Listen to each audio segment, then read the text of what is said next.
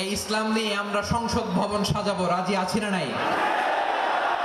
শেকড় ভুলে যাওয়া যাবে না। আমরা ধাপে ধাপে শারিয়া আইনের দিকে যাব ইনশাআল্লাহ, কিন্তু জঙ্গিবাদ দিয়ে নয়, কট্টরপন্থা দিয়ে নয়।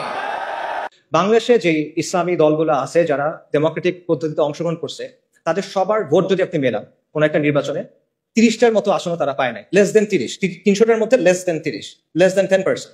ওকে, আচ্ছা, তার মানে তারা যে এককভাবে ক্ষমতা যাবে এটাও আসলে ফিজিবল না।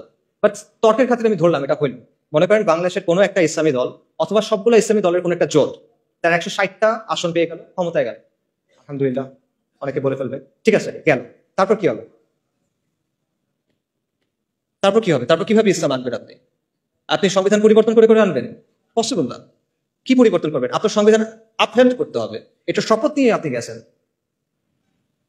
আপনি যদি বলেন যে ঠিক আছে, সংবিধানের মধ্যে আপনি লিখে দিলেন যে কোরআন সুন্নাহ বিরোধী কোনো আইন করা হবে না, তাহলে হয়ে গেল শরিয়া কায়েম? না, হবে না।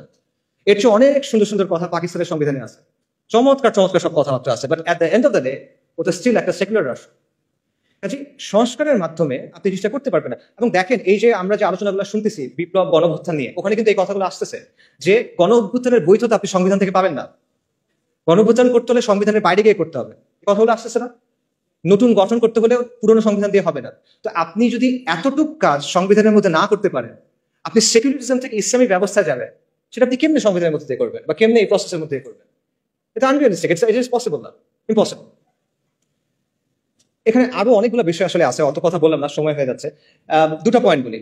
আপনি দেখেন মিশরে, আলজেরিয়াতে ইসলামিস্টরা ক্ষমতায় আসছিল, কিন্তু ডিপ স্টেট তাদের বিরুদ্ধে কু করছে, তাদেরকে সরাই দিয়েছে।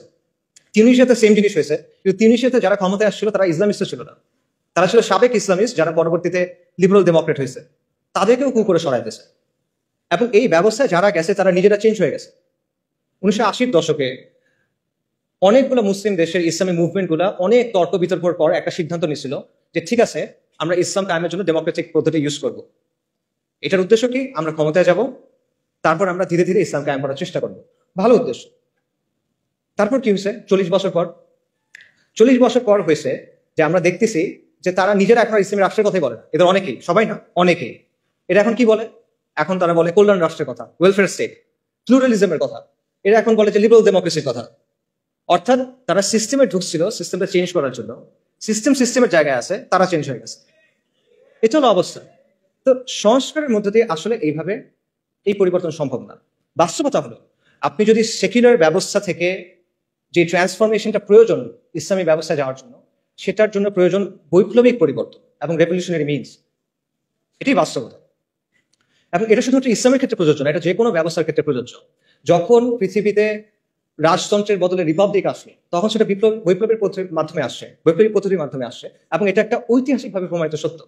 এটা এমন একটা কনক্লুশন যেটা অ্যাভয়েড করা সম্ভব না। আপনি ধাপে ধাপে চিন্তা করেন। আপনি যদি মুসলিম হন, আপনাকে শরিয়া চাইতে হবে, নন নেগোশিয়েবল। কেউ মুসলিম, সে শরিয়া চায় না, এটা পসিবল না, এটা কুফর। কেউ যদি মনে করে ইসলামের চেয়ে ওই জিনিসটা বেটার, কেউ যদি মনে করে ইসলামের চেয়ে ওই জিনিসটা অগ্রাধিকার পাওয়ার মতো, কেউ যদি মনে করে দুটো সমান, কুফর রাখবে। অর্থাৎ যদি মুসলিম হয় তাকে শরিয়া চাইতে হবে। আর সেকুলার ব্যবস্থা মৌলিকভাবে ইসলামী ব্যবস্থাতে সাংঘর্ষিক, এই দুটা কোএক্সিস্ট করতে পারে না। একটা আরেকটাকে ডমিনেট করার চেষ্টা করবে, সেটা হবে না। আচ্ছা, এবং আমরা দেখতেছি যে সেকুলার ব্যবস্থাকে সংস্কারের মাধ্যমে চেঞ্জ করে করে আপনি আলটিমেটলি ইসলামী ব্যবস্থায় যেতে পারতেছেন না। তাহলে অপশন কি বাকি থাকে? আপনার বৈপ্লবিক পরিবর্তন ছাড়া আপনার আর কোনো অপশন বাকি থাকে না।